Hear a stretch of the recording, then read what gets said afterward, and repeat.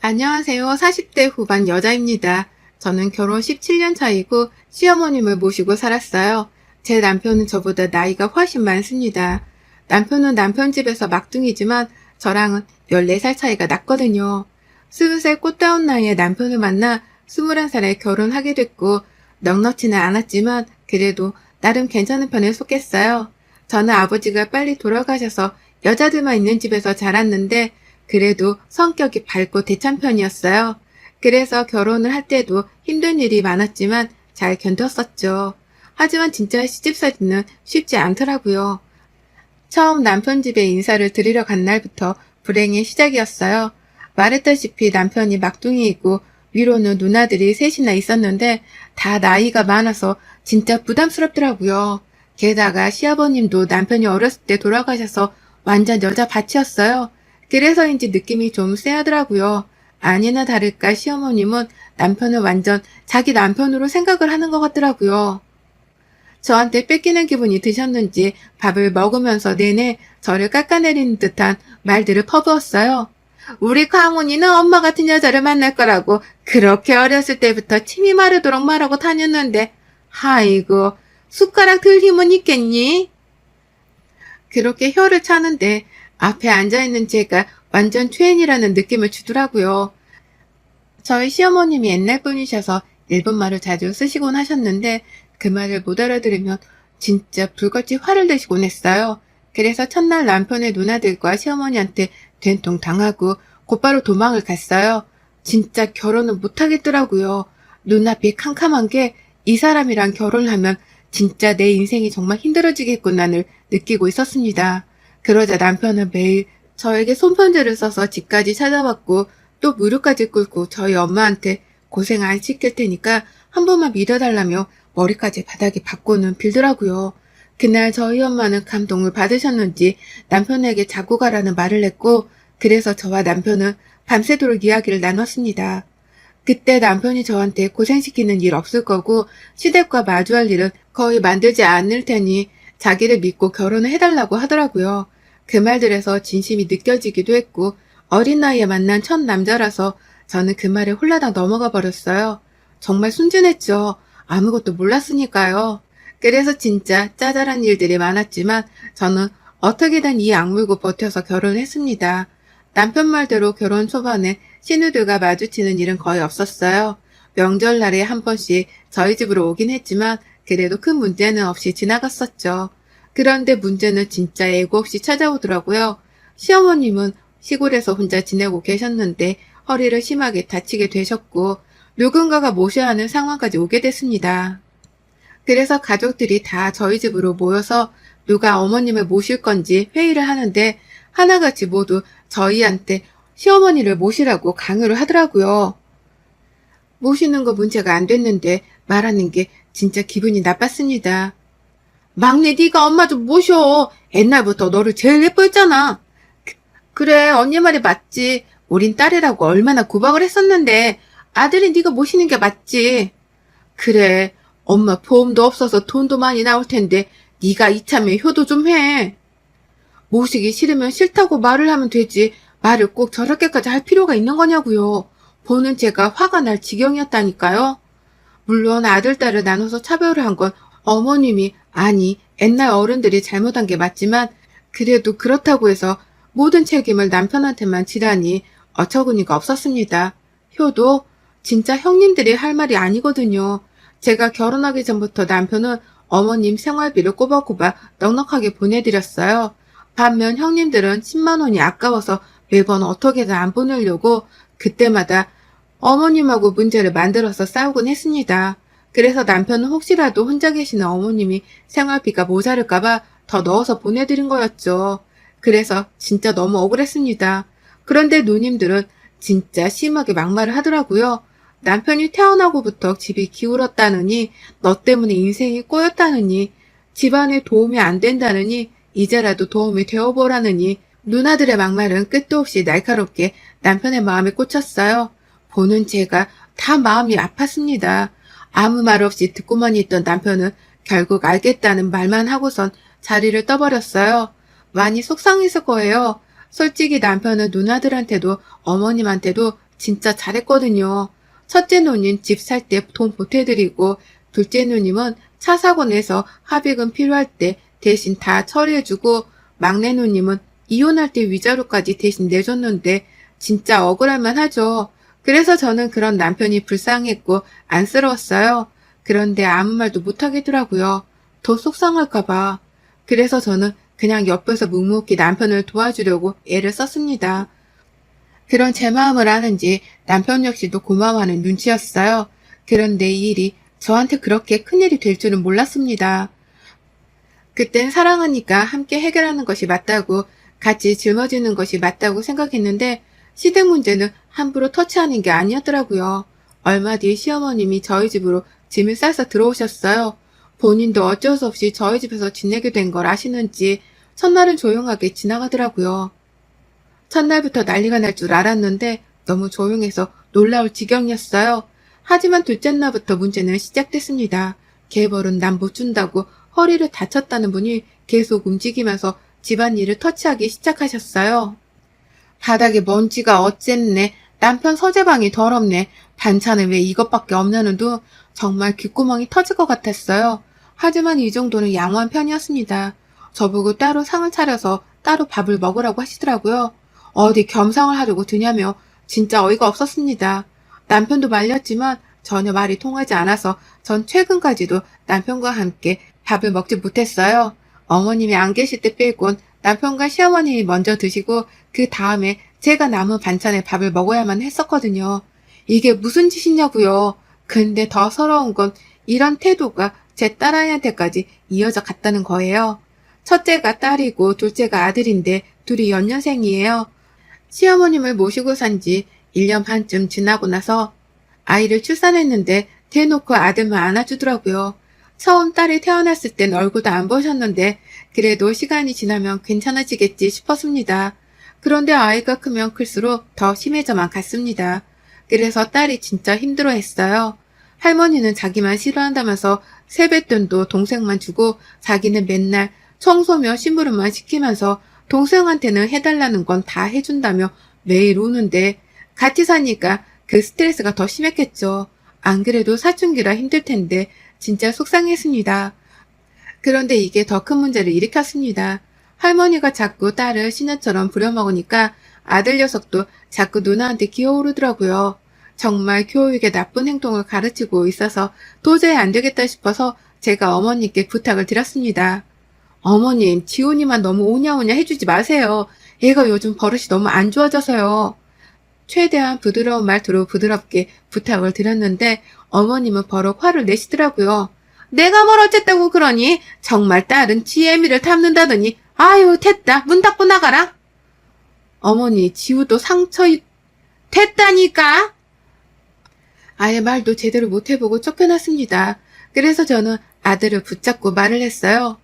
아들, 누나한테 막 시키고 그러는 거 아니야. 지훈이도 누가 계속 심부름 시키고 그러면 싫겠지? 나도 알아. 근데 할머니가 시켰어. 그렇게 안 하면 내가 혼난단 말이야. 저는 진짜 충격을 받았습니다. 아들도 누나한테 미안하지만 안 그럼 자기가 할머니한테 혼나니까 그게 싫어서 누나를 시킬 수밖에 없었다고 그러더라고요. 저는 진짜 황당했습니다. 시어머님은 아예 저희 집안의 여자의 씨를 말려주기 셈이었나 봐요. 자기도 여자면서 어떻게 저럴 수가 있냐고요. 어린아이들을 이용해서 집안 서열을 먹이다니 진짜 화가 났습니다. 진짜 딸한테 물 떠와라 불 거라는 기본이고 방 청소며 과일이며 제가 없으면 딸을 시녀처럼 부리라고 시켰다고 합니다. 완전 저와 제 딸은 사람 취급도 못 받고 살았어요. 남편도 이걸 보고 몇 번이나 시어머님하고 얘기를 해봤지만 앞에서만 그래 안 그러겠다 말하고는 다시 똑같았어요. 그래도 다행이라고 해야 하는 걸까 싶지만 딸아이는 겸상을 할 수 있게 해주셨어요. 남편이 진짜 한번 제대로 난리를 쳐서인지 딸하고는 같이 식사를 해주시더라고요. 진짜 어이가 없고 화가 나고 이혼을 하고 싶었지만 아이들을 보고 참았습니다. 그리고 남편도 노력하니까 할머니만 없으면 우리 가족들은 화목하니까 그래서 참았어요. 그런데 어머님이 나이가 많다 보니 자꾸 깜빡깜빡 하시기 시작하셨습니다. 처음엔 물건을 어디다 뒀는지 못 찾더니 그 다음에 손주들 이름을 까먹더라고요. 치매기가 나타나기 시작하셨어요. 그래서 제가 모시고 병원에 가려고 했는데 자기를 노망난 늙은이 취급한다며 저를 미친 듯이 때리셨어요. 뺨이랑 등짝이랑 멍이 들 정도로 두들겨 맞았습니다. 그래서 병원에 가보지 못했어요. 그러다 어머님의 증상이 심해져서 집을 못 찾아오는 일이 일어났고 결국 남편이 병원에 모시고 가게 됐어요. 우려했던 일은 현실이 되었고 어머님은 치매가 심각한 수준이었습니다. 치매약을 드시긴 했지만 워낙 나이가 많으셔서 어쩔 수가 없었어요. 그때부터 제 악몽은 시작되었습니다. 치매 노인을 모시는 건 정말 힘든 일이더라고요. 어머님은 제 남편을 보고 자기 남편으로 착각하셨고 하루는 제가 남편과 자고 있는데 방으로 들어오셔서 제 머리 끄댕이를 잡고 한바탕 난동을 부리셨어요. 어머님이 난리를 피는 이유는 제가 본인의 남편과 바람을 폈다는 거였어요. 남편이 자기 남편이라고 착각하신 거죠. 하루아침에 저는 상간녀가 되었고요. 그런데 이건 시작에 불과했습니다. 한밤중에 부엌에서 달그닥거리는 소리가 나서 가봤더니 시어머님이 밥통째로 허겁지겁 밥을 드시더라고요. 그래서 제가 너무 놀라서 어머님께 어머님 뭐 하시는 거예요? 네 년이 내 밥을 안 주니까 또 내 밥을 뺏으러 왔냐? 이러시면서 위험하게 주방 도구들을 저에게 던졌습니다. 제가 자기 밥을 안 챙겨줬다고 아니 뺏었다고 소리치면서요. 게다가 제가 밥을 안 준다고 온 동네 사람들한테 욕을 하고 다니셔서 한 번은 신고까지 들어갔었어요. 그때 얼마나 시끄럽했는지 몰라요. 그렇게 어머님의 증상은 점점 심해져만 갔습니다. 더 저를 힘들게 하는 건 폭력성이었어요. 틈만 나면 제 뒤에서 나타나 머리끄댕이를 잡으셨고 제 속옷이나 옷을 찢거나 태우려고 하셨어요. 나날이 심해지는 모습에 저는 지쳐갔고 결국 요양원 얘기까지 가족들 사이에서 나오기 시작했습니다.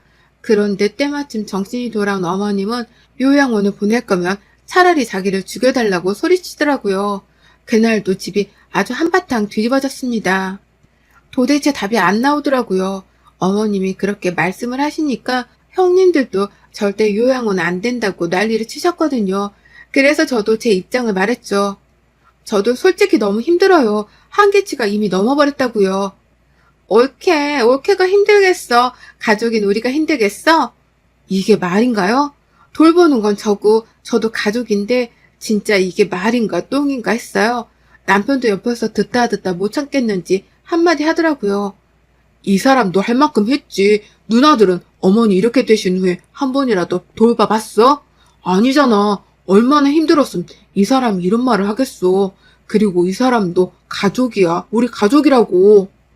얘 말하는 거 봐라. 남들이 들으면 우리가 엄마 버린 줄 알겠다. 올케가 말해봐. 우리가 뭘 잘못했어?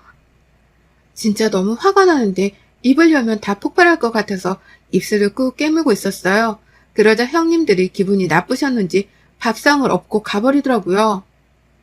결국 집안 분위기는 완전히 안 좋아졌죠. 한동안 저는 또 혼자 시어머님을 모셔야 했습니다.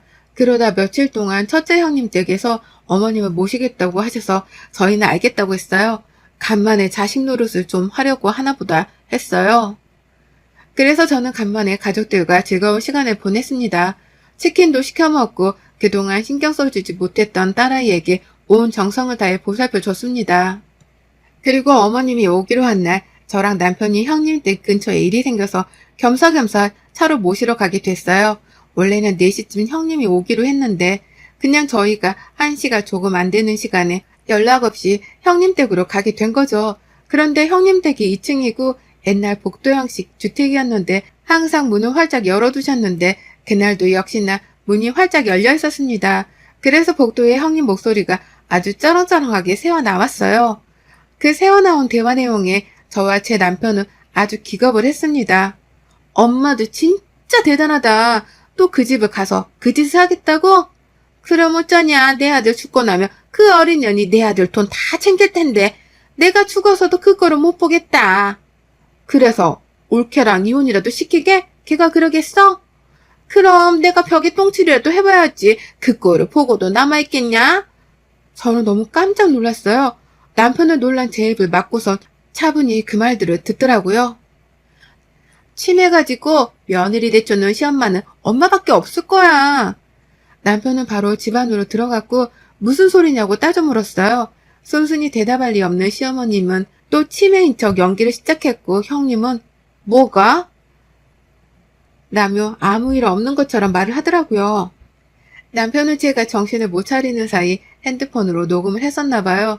자기 가족이니까 얍삽하다는 걸 알고 있었겠죠. 그래서 그걸 녹음하고 있었나 봐요. 그걸 듣자마자 큰형님이 제 발이 저렸는지 말실수를 계속 하더라고요. 네가 얼마나 못했으면 엄마가 치매로 그랬겠어? 다 들켰으니까 어머니가 다 말씀해보세요.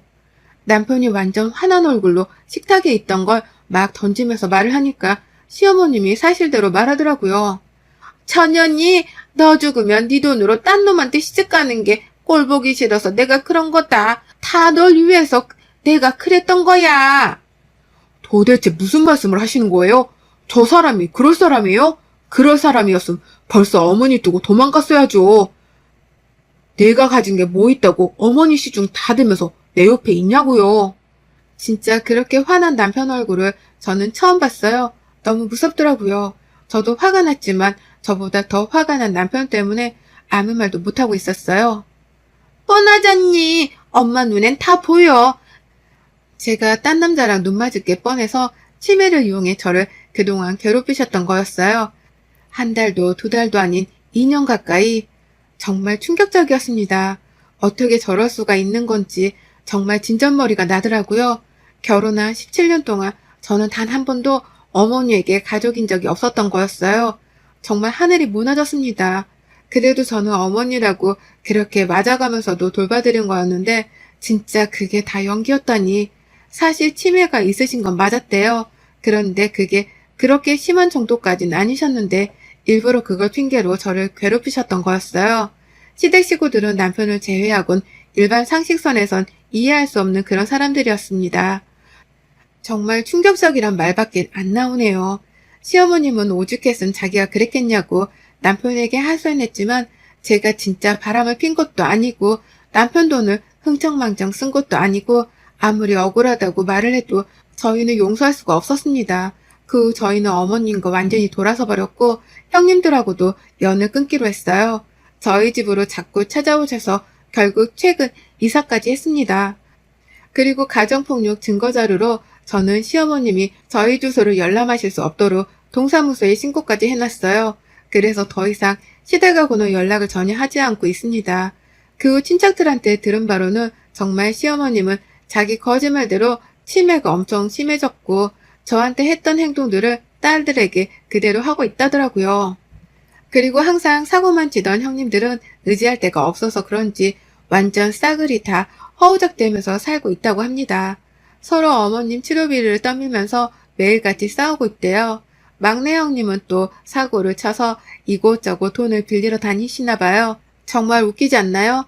거짓말이 현실이 되고 빌붙는 주제에 되려 큰 소리를 치던 사람들은 완전 바닥을 치는 실사라니.